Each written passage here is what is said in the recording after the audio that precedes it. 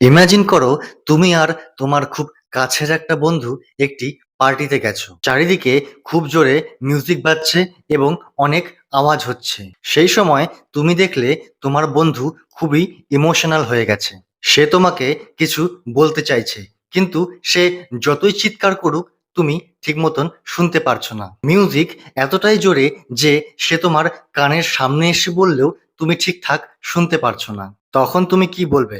তুমি বলবে, চল বাইরে যাই, একটু শান্ত জায়গায় যাই, যেখানে গেলে আমি বুঝতে পারবো তুই আসলে কি বলতে চাস। এখন এই সেম জিনিসটা নিজের লাইফে অ্যাপ্লাই করো। ওই বন্ধুটা আসলে তুমি নিজেই। তোমার ভেতরের আওয়াজ, তোমার আত্মা, তোমার নিজের গাট ফিলিংস। আর ওই পার্টির লাউড মিউজিকটা তোমার লাইফের নয়েজ। এর মধ্যে তোমার phone, overthinking, pornography, social media, যেগুলো তোমাকে প্রতি মুহূর্তে ডিস্ট্র্যাক্ট করছে। তোমার ভেতরের আওয়াজ তোমাকে কিছু বলতে চাইছে, কিন্তু তুমি শুনতে পারছো না। এখন আমি তোমাকে একটি প্রশ্ন করি, তুমি সব থেকে বেশি সময় কার সাথে কাটাও? এবার অনেকেই বলবে মা বাবা, ভাই বোন, স্ত্রী কিংবা বন্ধু, কিন্তু আসল উত্তরটা কি জানো? সেটা তুমি নিজেই। একবার ভেবে দেখো, জন্মের পর থেকে তুমি শুধু নিজের সাথেই আছো, আর যতদিন বাঁচবে নিজের সাথেই বাঁচবে। 24 ঘন্টা, 365 দিন, এমনকি পুরো লাইফটাই।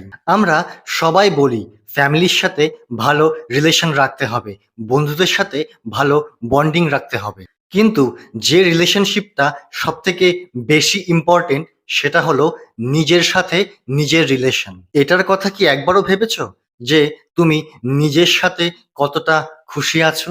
কতবার তুমি নিজের জন্য সময় বার করেছো, যেখানে তুমি কিছু করছো না, কিছু দেখছো না, এমনকি কিছু শুনছও না, শুধু নিজের সাথে বসে আছো? সত্যি করে বলো, শেষ কবে এমনটা করেছো? বেশিরভাগ মানুষই বলতে পারবে না, কারণ আজকাল আমরা সবাই প্রায় ডিস্ট্রাক্টেড। মেট্রোতে গেলে ফোন, বাড়িতে গেলে ইউটিউব বা ইনস্টাগ্রাম স্ক্রলিং, জিমে গেলে গান শোনা, এমনকি হাঁটতে গেলেও তোমরা সবসময় কিছু না কিছু শুনছো।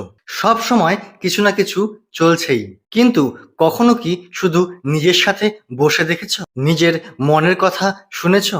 না, এই জিনিসটাকে আমরা সব সময় এড়িয়ে যাই, কারণ নিজের সাথে বসে থাকা খুবই আনকমফোর্টেবল। কেন? কারণ ভেতরে এমন কিছু আছে যেটার মুখোমুখি হতে আমরা নিজেরাই ভয় পাই। আর অনেকে বলে আমার মোটিভেশন নেই, কিছু করতে ইচ্ছে করে না। আমি তাদের একটা প্রশ্ন করি, তুমি যেটা ভেবেছো সেটা কি সত্যিই করতে চাও? যদি সত্যিই করতে চেতে, তাহলে এত এক্সকিউজ আসতো না। ছোটবেলার কথা মনে পড়ে? ক্রিকেট খেলতে গেলে ঠিক মাঠে চলে যেতে, চোট লাগুক তবুও খেলতে। এখন ভাবো তুমি আসলেই কি চাও নিজের জীবন থেকে? কোন লাইফ পেলে তুমি খুশি থাকবে? যদি এটা বুঝতে পারো, তাহলে তোমার পুরো লাইফ বদলে যাবে। তুমি অন্যদের ইমপ্রেস করার জন্য নয়, নিজের জন্য বাঁচবে। অনেক লোক আছে যাদের কাছে সব আছে, টাকা, বাড়ি, গাড়ি, কিন্তু তবুও তারা সুখী নেই, কারণ তারা কখনো নিজেকে জিজ্ঞেসই করেনি যে তারা আসলেই কি চায়। লাইফ শুধু টাকা আর শরীর বানানোর জন্য না, লাইফ হলো তুমি যেটা সত্যি চাও সেই লাইফ তৈরি করা, আর সেটা শুধু তুমি নিজেই তৈরি করতে পারবে। হ্যাঁ, প্যারেন্টস, টিচার্সরা গাইড করতে পারে, কিন্তু আসল ডিসিশনটা তোমাকেই নিতে হবে।